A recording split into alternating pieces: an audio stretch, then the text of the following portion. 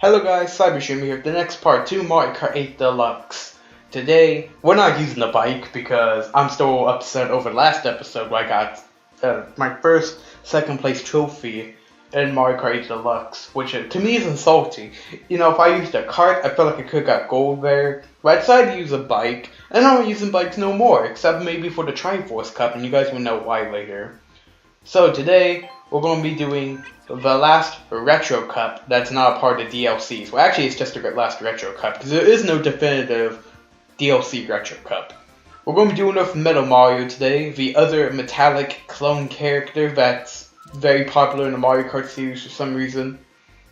Well, at least with Metal Mario, I'm okay with, because in Mario Kart 7, we got introduced to Metal Mario.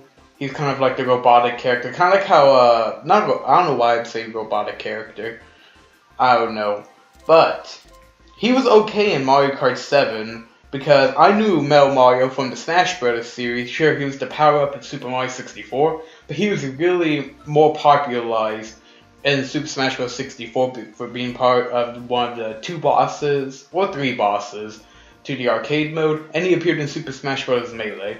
So actually, I am very A-okay with Metal Mario. It's Pink Gold Peach, Tanuki Mario, and Cat Peach I have a problem with. I mean, it's fine if you add them, if we already had Birdo, Diddy Kong, and it wasn't even till Deluxe till Bowser Jr. got added. Those guys were in the Wii U version.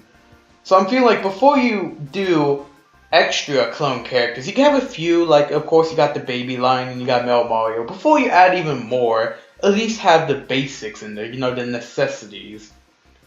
And it's even worse with Cat, like I said, it's even worse with Cat Peach and Tanuki Mario, because when the Wii U, when those were DLC, we had to buy them. Well, the only reason people bought them is because they were bundled with the Legend of Zelda pack. They wanted Link.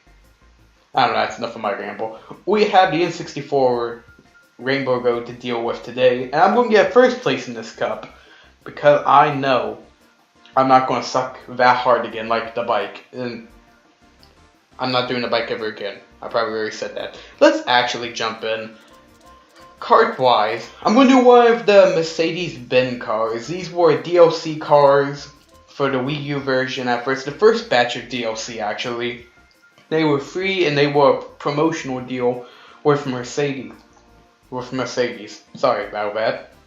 Don't know exactly what compelled them to do a cross-promotional deal with Mario Kart, because this just looks weird. They even did a cross-promotion with Super Mario Maker, and you could drive a Mercedes car in Super Mario Maker. In fact, that's what I'll go with today. If I knew my cars exactly, this is probably not just a Mercedes GLA, even though it is just called GLA. It probably has a more longer name. We'll go and race with some product placement, with the metal tires, because we're Metal Mario. And we'll go with the Gold Glider, because all metallic stuff, really, all minerals.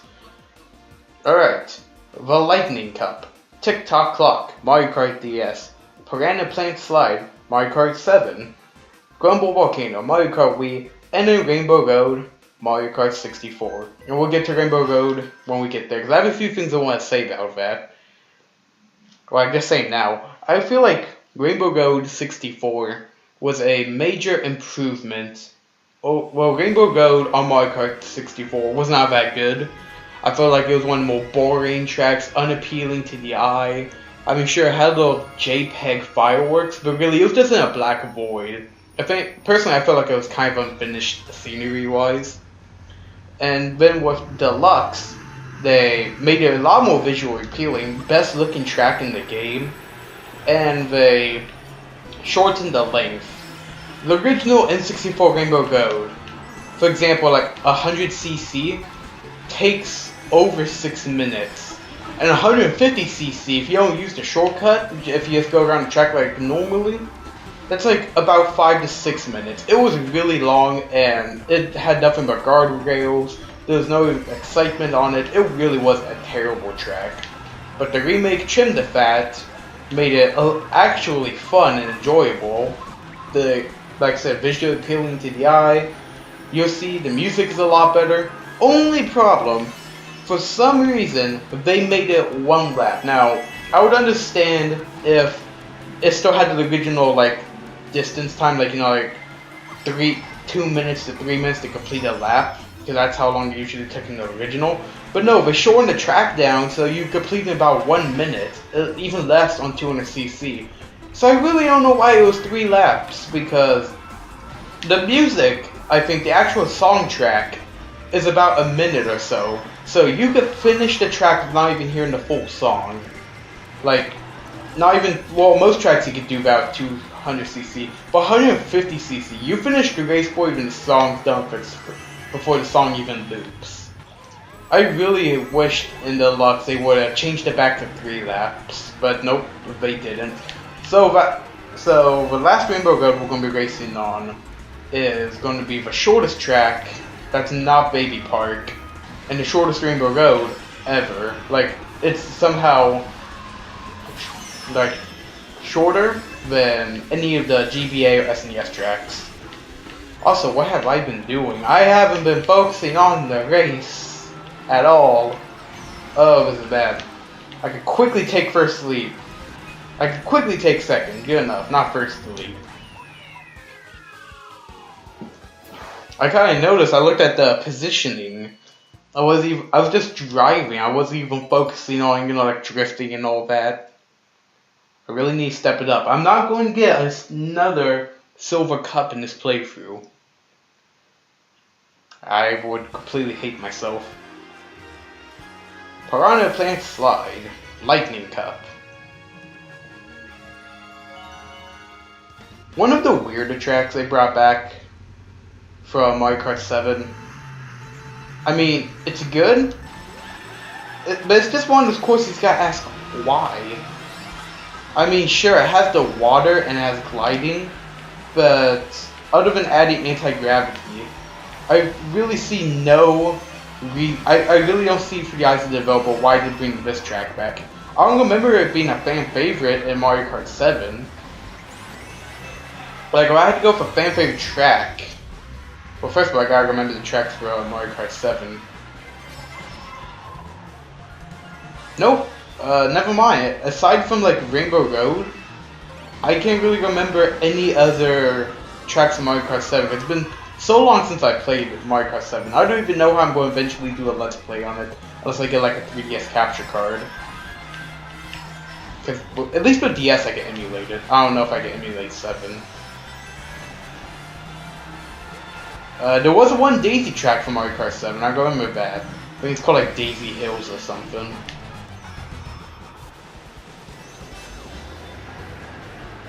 Well, yeah, like I said, I'm struggling. I'm trying to remember any tracks off the top of my head from Mario Kart 7 besides the really long Rainbow Road, which I have nothing against the Mario Kart 7 Rainbow Road, because first of all, while it's long, it's not 64 long, and it's only 1 lap. Plus, the track design's a lot more interesting. You were driving like on the moon, you had gliding sections. The Mario Kart 7 Rainbow Road is actually pretty good.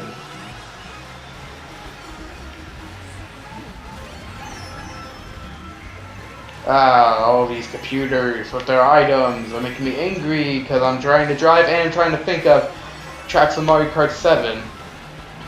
Oh, Music Park. Music Park's in this game. We already did Music Park. I completely forgot Music Park from Mario Kart 7. Mostly because the Mario Kart 8 version literally is a direct port. Nothing new added. Let's boost through here with Sonic Speed. You know what? If they would totally do Sonic DLC for Mario Kart 8 Deluxe, like an Sonic All-Stars crossover, I would be all on that. Green Hill Zone as a track, maybe another Sonic course, get maybe 2. Actually, not really, because I'd rather have a third F-Zero track than 2 Sonic tracks. Maybe Green Hill Zone, or maybe some recent like Sunset Heights from Sonic Forces. Then I'd probably go with Green Hill Zone. And then Silence, or maybe F-Zero Rainbow Road? Maybe bring that one back, because F-Zero X had a variation of the N64 Rainbow Road with bumpers and all that, and it was like really fast. It was DLC because the F-Zero X was one of the few games where the Nintendo 64 actually had an expansion to it. I would love to see that.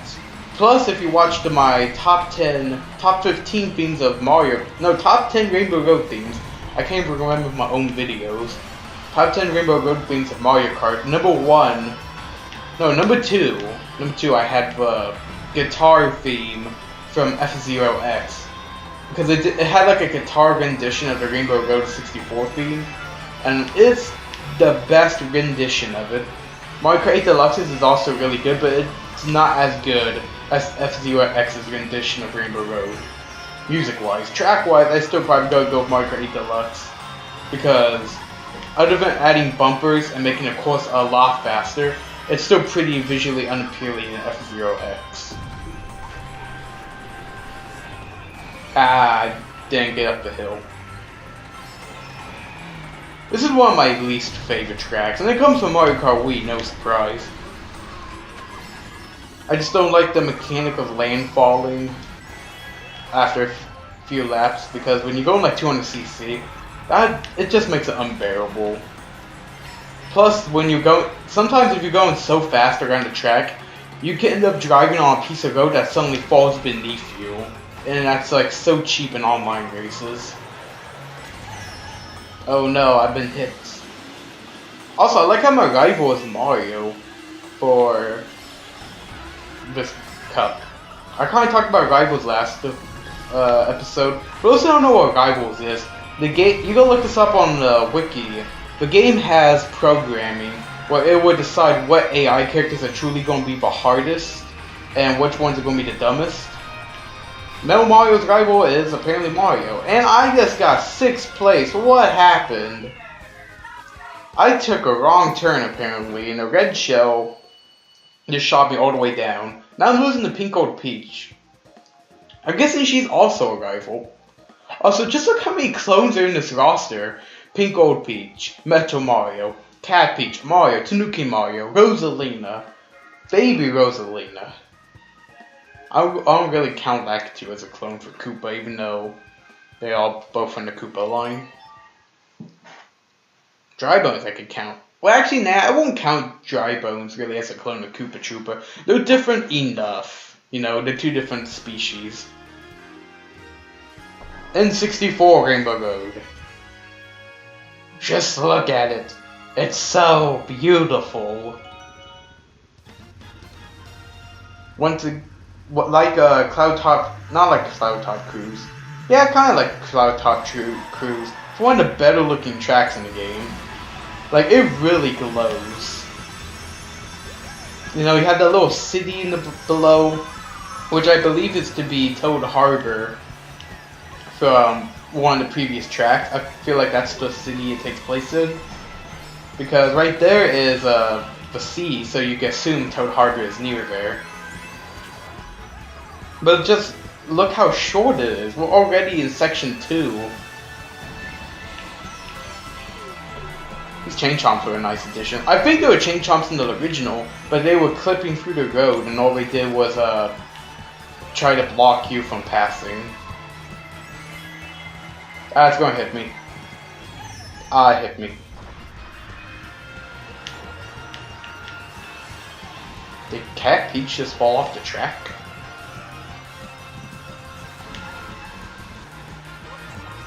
The music is great. The fireworks are great. They're giving me a seizure, but it's great.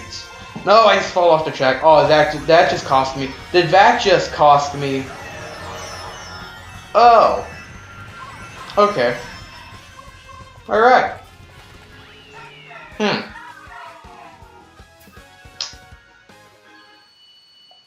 Alright.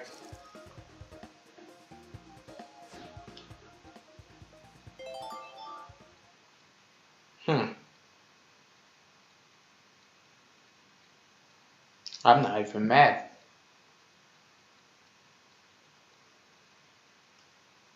Well guys, if you've enjoyed this episode through Mario Kart 8 Deluxe and you want to check out other series, First of all, I recommend you subscribe so you get notified when new videos go up with the daily episodes and all. And check out my other series like Kirby's Adventure or my occasional series Dragon Ball Z Universe 2 Online Battles. I have been Cybershoot and I'm not even mad.